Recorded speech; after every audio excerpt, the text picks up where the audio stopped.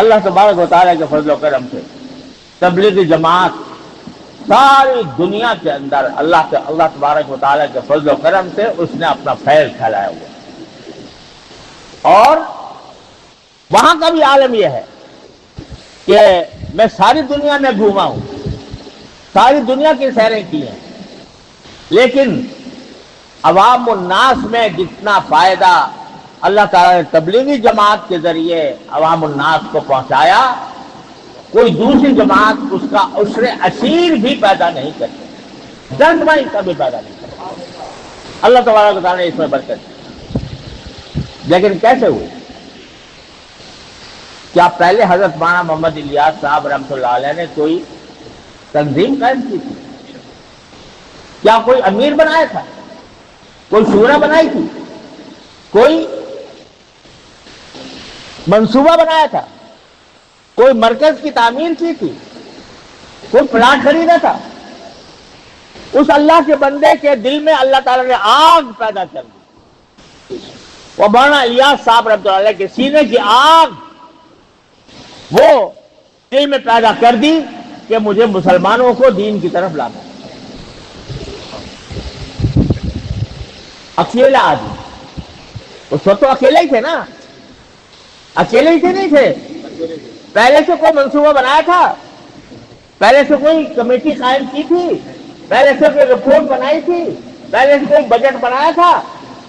اکیلا انسان مولانا محمد الیاس رحمۃ اللہ علیہ، جس کے سینے میں آگ بھری ہوئی تھی، دین کی آگ، امت مسلمہ کے فلاح و بہبود کی آگ، اس نے کھڑا کر دیا میوات میں جا کے، کام شروع کر دیا۔ کوئی جماعت بنائے بغیر چند لوگوں کو ساتھ لے، کوئی میں تو تنہائی چلا تھا جانب منزل، مگر لوگ کچھ ملتے گئے اور کارواں بنتا گیا۔ اللہ تبارک و تعالیٰ ٹھیک ہے، اصل مقصود تو دعوت تھا نا، اصل مقصود اپنی اصلاح تھی، اصل مقصود دین کی طرف جانا تھا، دین کی طرف بلانا تھا۔ اس مقصود کو لے کر کھڑے ہو گئے اس فکر میں کہ پہلے سے کوئی کمیٹی بنائے، پہلے سے مجلس بنائے، پہلے سے مشورہ بنائے، پہلے سے امیر متعین کرے، کچھ بھی نہیں، کام شروع کر دیا۔ کام میں چونکہ اخلاص تھا، للہیت تھی، سوائے اللہ کے کوئی اور مقصود نہیں تھا، شہرت مقصود نہیں تھی، نام و نمود مقصود نہیں تھا، یہ نہیں تھا کہ میرا نام ہو جائے ساری دنیا کے اندر، ساری دنیا میرے قصیدے پڑھا کرے، میری تعریفیں کیا کرے، یہ نہیں تھا۔ کیا تھا؟ کیا تھا دل میں؟ اللہ کے سامنے میں جا کر جواب دہ ہو سکوں کہ یا اللہ میں نے اپنے دین کے بچانے کے لیے جو میرے بس میں تھا وہ کر دیا۔ یہ تھا نا مقصود، یا کوئی اور تھا؟ یہ مقصود تھا۔ کوئی جماعت مقصود تھی؟ کوئی انجمن؟ کوئی تنظیم؟ کوئی صدر؟ کوئی سیکریٹری؟ کوئی بجٹ؟ کچھ نہیں، اکیلے کھڑے ہو گئے۔ لیکن عملاً ہوتا یہ ہے کہ بعد میں امیر بھی بنا دیا جاتا ہے، تو سیکریٹری بھی ہو جاتے ہیں، شورا بھی بن جاتی ہے، ٹھیک ہے، لیکن وہ مقصود نہیں، یہ تنظیم مقصود نہیں ہے۔ جیسے میں نے آپ کو بتایا کہ صحابہ کرام کو جمع کر لیا رسول کریم صلی اللہ علیہ وسلم نے، کوئی تنظیم قائم نہیں فرمائی۔ دارالعلوم دیوبند شروع ہو گیا استاد شاگرد سے، کوئی باقاعدہ تنظیم نہیں بنی، لیکن برستا چلا گیا، تو مقصود اصلی حاصل ہے۔ اب جب یہ بن گئی تو بسا اوقات ہوتا کیا ہے، جو خرابی جہاں سے پیدا ہوتی ہے وہ یہاں سے پیدا ہوتی ہے کہ تنظیم کو مقصد بنا لیا جاتا ہے۔ مقصد تھا کام، اللہ کا دین، اللہ کی رضا، اخلاص کے ساتھ، مقصد وہ تھا۔ بعد میں تنظیم مقصد بن گئی، جو میری تنظیم میں ہے وہ میرا ہے، جو میری تنظیم سے باہر ہے وہ میرا نہیں ہے، یہ فتنہ پیدا ہو گیا۔ اور افسوس سے کہنا پڑتا ہے کہ اس فتنے نے مسلمان مسلمان کو لڑا دیا، قتل و غارت گری تک نوبت پہنچ گئی، مار پیٹ تک نوبت آ گئی۔ بنگلہ دیش میں جو واقعہ پیش آیا، خون کے آنسو انسان روتا ہے اس کو۔ وہ جماعت حضرت مولانا محمد الیاس صاحب رحمۃ اللہ علیہ اگر آج حیات ہوتے تو خون کے آنسو روتے اس واقعے کے اوپر جو پیش آیا۔ انہوں نے تو کوئی نہ ان کو امارت کی خواہش تھی، نہ ان کو شورا کی خواہش تھی، نہ ان کو کسی اور تنظیم کی خواہش تھی، وہ کام لے کر آئے۔ اگر تنظیمیں بٹ گئی، تنظیم بٹ گئی، بٹنے دو۔ اگر بٹ گئی ہے، ہم نے کوشش کی شروع میں کہ یہ بٹوارا نہ ہو، لیکن افسوس ہے کہ نہیں ہو سکتا۔ ہو گیا تو اب بتاؤ تنظیم مقصود ہے یا کام مقصود ہے؟ ایک بات کہو مجھ سے، بتاؤ کام مقصود ہے؟ نعرہ تکبیر، نعرہ تکبیر۔ کام مقصود ہے یا کسی خاص جماعت کے ساتھ منسلک ہونا مقصود ہے؟ کام مقصود ہے، کام مقصود ہے۔ اگر کام مقصود ہے تو خدا کے لیے تفریق بٹاؤ۔ جو کوئی اللہ کا نام لے، جو کوئی اللہ کے دین کی طرف دعوت دے، اس کو خوش آمدید کہو، اس کو اپنا سمجھو، اس کے ساتھ محبت کا معاملہ کرو، اس کے ساتھ دشمنی مت رکھو۔ کیا اس بنا پر لڑو گے؟ حکم تو اقرا کا ہے نا بھائی، حکم کا ہے اقرا۔ کیا پڑھو؟ دین پڑھو۔ کوئی اگر فضائل اعمال پڑھتا ہے وہ پڑھے، کوئی منتخب احادیث پڑھتا ہے وہ پڑھے، وہ بھی اقرا یہ بھی اقرا۔ تو اگر تھوڑا سا طریقے میں فرق ہے اس کو گوارا کر لو، لیکن مسلمانوں کے درمیان تفریق وہ چیز ہے جس کو سرکار دو عالم صلی اللہ علیہ وسلم نے زندگی بھر کبھی گوارا نہیں۔ اگر کوئی شخص مجھ سے دین سیکھنا چاہتا ہے، مجھ سے، میں یہ چاہوں کہ یہ مجھ سے سیکھے، دوسرے سے کے بعد نہیں جائے۔ میں یہ چاہوں کہ مولانا عارف بھائی، ان کے پاس 2-4 آدمی آتے ہیں دین سیکھنے کے لیے، میں کہتا ہوں ان کو یہاں سے تو میرے پاس ہے، یہ بتاؤ اخلاص ہوگا یا ریاکاری ہوگی؟ اگر دین سیکھنے کے لیے ایک آدمی آ رہا ہے اور ایک جماعت کے ذریعے دین سیکھ رہا ہے تو اس سے کیوں دشمنی ہو آپ کو؟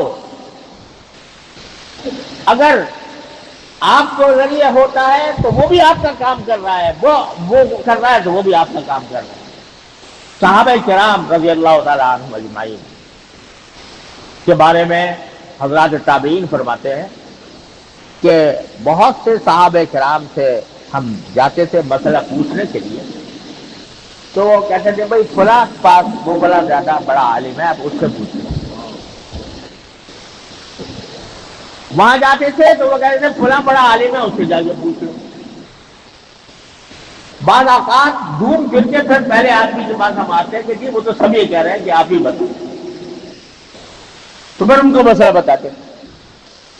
وہ چاہتے تھے کہ یہ دین کے بتانے کی جو فضیلت ہے وہ میرے بھائی کو حاصل ہو جائے تو زیادہ بہتر ہے، اس کا ثواب اس کو مل جائے۔ اس کے آج دنیا بن گئی ہے کریڈٹ کی، کریڈٹ لینا ہے، تیرا کس کے سر بندے، کس کا نام لیا جائے کہ اس نے بہت بڑا کارنامہ انجام دے دیا۔ میں قسم سے کہتا ہوں کہ اگر حضرت مولانا محمد الیاس صاحب رحمۃ اللہ علیہ کے حاشیے خیال میں یہ بات گزری ہوتی کہ میرا نام ہو جائے دنیا میں کہ اس نے دنیا میں دعوت دین کا بیڑا اٹھایا، تو ہرگز وہ دعوت میں شروع نہ کرتے۔ ان کے دل میں صرف اخلاص تھا، صرف للہیت تھی، صرف یہ کام تھا کہ اللہ تبارک کے دین کو کوئی فائدہ پہنچ جائے۔ آج ہم اس فکر میں پڑ گئے کہ جو ہماری پسندیدہ تنظیم ہے اس میں آتا ہے وہ میرا ہے، دوسری تنظیم میں جاتا ہے وہ میرا نہیں ہے، وہ دشمن ہے میرا، وہ مخالف ہے، ضرورت پڑی تو لڑوں گا اس سے، ہاتھ تباہی بھی کروں گا، ظاہر بھی کروں گا، اگر ضرورت پڑے قتل بھی کر دوں گا، اعوذ باللہ العلی العظیم۔ یہاں تک نوبت پہنچ جائے تو خوب سمجھ لو کہ شیطان نے اپنا راستہ بنا لیا۔ جب یہاں تک راستہ پہنچ جائے، مسلمان کے خلاف قتل و قتال پر آمادہ ہو جائے، سمجھ لو کہ شیطان نے ان کے اندر راستہ بنا لیا۔ وہ صحابہ کرام تھے رضی اللہ تعالیٰ اجمعین، جن کو نبی کریم صلی اللہ علیہ وسلم کی توبہ حاصل تھی کہ وہ آپس میں قتل و قتال کے باوجود صحابی رہے۔ کیوں؟ اس لیے کہ نیتیں دونوں کی خالص تھیں۔ لیکن ہمارے دور میں قتل و قتال مسلمان کے درمیان، ایک آدمی دوسرے پر پتھر اٹھائے، دوسرے پر تلوار اٹھائے، دوسرے پر گولی چلائے، دوسرے کو دھکا دے، دوسرے کو گرائے، یہ سوائے شیطان کے اور کسی کا کام نہیں ہو سکتا۔ تو میرے بھائیو عزیزو، آج مجھے یہ بات کرنے کا آپ کے سامنے موقع مل گیا۔ میرے علم میں اسی بات لائی گئی کہ الحمدللہ اس اجتماع میں دونوں قسم کے حضرات موجود ہیں۔ الحمدللہ یہ سن کر مجھے بہت خوشی ہوئی کہ کوئی ایک ایسی جگہ ہوئی جہاں پر دونوں قسم کے حضرات جمع ہیں، اللہ کے لیے جمع ہیں، اللہ کے دین کے لیے جمع ہیں، اللہ تعالیٰ کے دین کی نصرت کے لیے جمع ہیں۔ انشاءاللہ اس پر برکتیں نازل ہوں گی، رحمتیں نازل ہوں گی، اور اپنے دلوں سے یہ کینہ نکالیے، اپنے دلوں سے یہ بغض ختم کیجئے، یہ ایک دوسرے کے خلاف محاذ آرائی کا سلسلہ بند کیجئے، اور سمجھیے کہ چلو ہم الگ ہو گئے ہیں، لیکن جو اصل مقصود ہے اس میں ہم متحد ہیں، وہ ہے اقرأ باسم ربک الذی خلق۔ لیکن بس خلاصہ یہ ہے، اقرأ کو مضبوطی سے پکڑ لو، اقرأ کو مضبوطی سے پکڑ لو، دین پڑھو، دین پڑھاؤ، دین پہنچاؤ، لوگوں کو دین کے قریب لاؤ۔ جو کوئی دوسرا دین کے قریب لا رہا ہے اس کا اپنا بھائی سمجھو، اس کا اپنا حریف نہ سمجھو، اس کا اپنا رقیب نہ سمجھو، اخوت کے ساتھ، محبت کے ساتھ، پیار کے ساتھ زندگی گزارو۔ یہ ساری برکت حضرت مولانا محمد الیاس صاحب قدس اللہ تعالیٰ سرہ، حضرت مولانا محمد یوسف خان صاحب رحمۃ اللہ تعالیٰ علیہ، حضرت مولانا انعام الحسن صاحب رحمۃ اللہ علیہم، ان سب کی انوار و برکات ہیں جو اب تک چل رہے ہیں۔ لہذا ان کو خدا کے لیے آپس کی دشمنیوں، عداوتوں، لڑائیوں، جھگڑوں سے برباد نہ کرنا۔ جو اصل مقصود ہے وہ حاصل ہونا ہے۔ جو کوئی بھی دین کا کام کر رہا ہے اہلاً و سہلاً اس کو خوش آمدید کہو۔ اللہ تبارک و تعالیٰ اپنے فضل و کرم سے ہم سب کو اس کی توفیق عطا فرمائے۔